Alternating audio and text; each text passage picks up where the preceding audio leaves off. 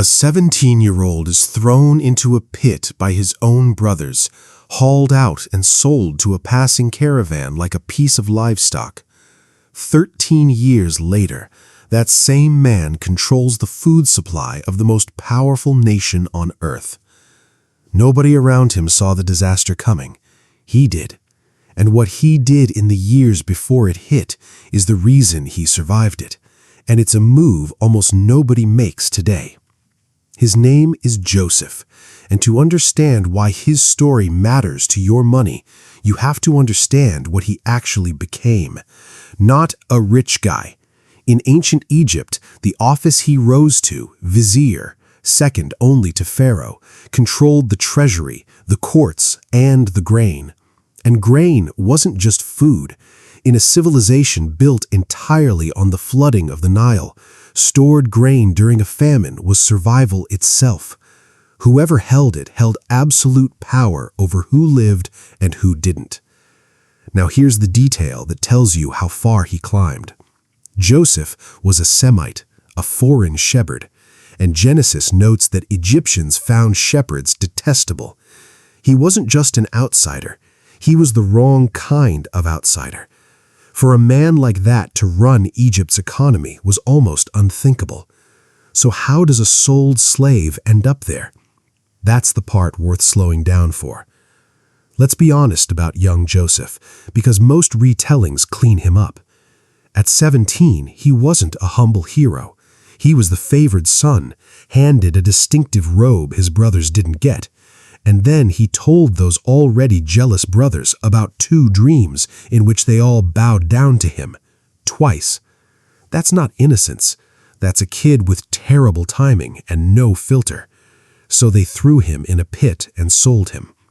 In Genesis 37, he goes down to Egypt as property. And here's where the story refuses to move fast. Joseph rises in the house of an Egyptian official, manages the whole estate, and then he's falsely accused and thrown in prison. In Genesis 40, he interprets the dreams of 2 fellow prisoners correctly and asks one of them to remember him. The man walks free and forgets him completely. 13 years. Slave, then prisoner. That's the part the montage always skips. And already you can feel where this is going for us. The people who end up prepared for a crisis are almost never the ones who had an easy, uninterrupted climb. But Joseph's still forgotten in a cell.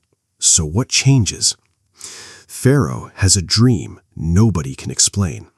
7 healthy cows swallowed by 7 starving ones. 7 full heads of grain swallowed by 7 withered ones. Finally, the forgotten prisoner gets remembered, and Joseph is brought up from the dungeon. His reading in Genesis 41 is simple and terrifying. 7 years of abundance are coming, and then 7 years of famine so severe the abundance will be forgotten. And notice, he doesn't stop at the prediction. He hands Pharaoh a plan.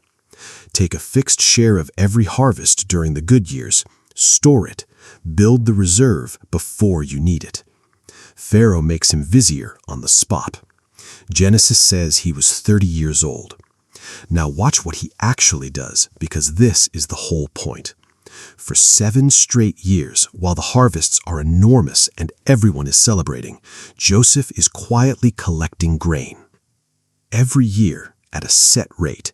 Not when he feels nervous, not when the news gets scary.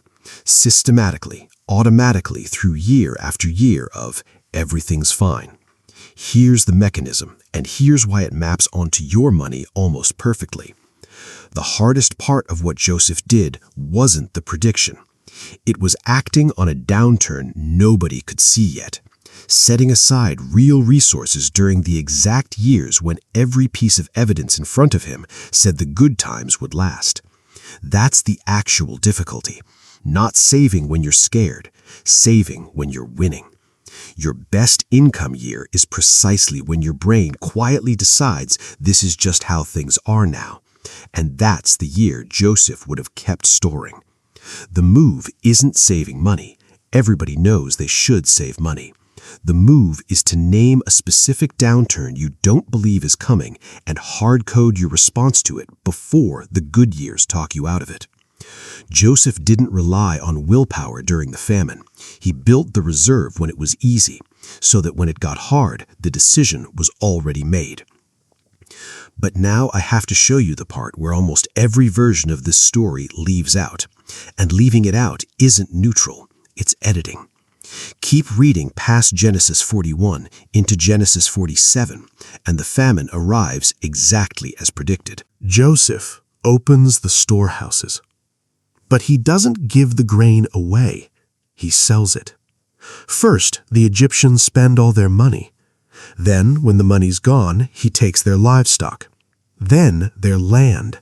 And finally, the people themselves, who end up as Pharaoh's tenants, working the land under a permanent 1/5 tax. The same foresight that saved a nation also transferred nearly everything the ordinary people owned to the crown. So which is it? Brilliant crisis management or a state consolidating power off the back of desperate people? Honestly, the text lets you see both, and a wealth video that pretends that the second half isn't there is lying to you by omission. The preparation was wise. What preparation buys you power over? That's the uncomfortable question the story leaves open. And there's one more thing the text is relentless about, which cuts against the whole self-made millionaire reading. Genesis keeps repeating that God was with Joseph. And the wealth he built, it was never his. It all belonged to Pharaoh. Joseph wasn't an owner getting rich. He was a steward managing someone else's capital under delegated authority. That's a less flattering frame, and a far more useful one, because it's actually true to how most of us handle money, on behalf of a family, a business, a future we don't fully control. The famine that emptied every other nation's cupboards is the reason Joseph's own family shows up in Egypt, starving, begging to buy food. The same brothers who sold him. And after testing them hard, he tells them the line the whole story turns on. What you meant for evil, God meant for good. So here's the core insight, the one sentence to carry out of this video. Sustainable wealth isn't built in the crisis. It's built in the good years by preparing for a downturn nobody else believes is coming. And here's what to actually do with that this week. One concrete thing, not a feeling. Name your 7 good years out loud. The specific income stream, the client, the market condition you've started quietly treating as permanent. Write it down. Then name the one downturn to it you are not preparing for precisely because it feels unlikely right now. Then set a fixed, automatic set-aside against that exact scenario. Joseph's rate was 1/5, 20%, but pick a number you can actually sustain and automate it so it runs every month whether or not you feel like it. That's the whole principle. Identify the "this'll keep going" assumption and build the reserve before the good years lull you to sleep. So here's the question only you can answer. What's the one source of income or stability in your life right now that you've stopped stress testing? Not because it's actually safe, but because assuming it's safe is comfortable. Sit with that one honestly. That's your pit before it becomes a famine. And one note, in the spirit of not overselling you, we don't have Egyptian records that name Joseph. No inscription, no tomb, nothing outside the Bible that confirms this man specifically. Some scholars propose he'd fit best in a period when Semitic rulers governed parts of Egypt, but that's a suggestion, not a settled fact. What is well established is the world around the story. The vizier's office, the granaries, the Nile famine cycles, the Semitic communities living in Egypt. So take the history as real context and the man as the tradition hands him to us. And take the principle on its own merit, because it stands whether or not you can dig up his name in the sand. One last thing, and it's sobering. Read into Exodus, and a new Pharaoh rises who doesn't remember Joseph at all. The entire system he built gets turned against his own descendants. Concentrated wealth and status didn't survive a change of regime. Even the best preparation has a shelf life, which is maybe the most honest money lesson in the whole book. If this made you rethink one assumption about your own income, that's the point. Tell me in the comments what your 7 good years actually are. I read them. And next time, we're looking at a king who had everything and let one unchecked flaw take it all down.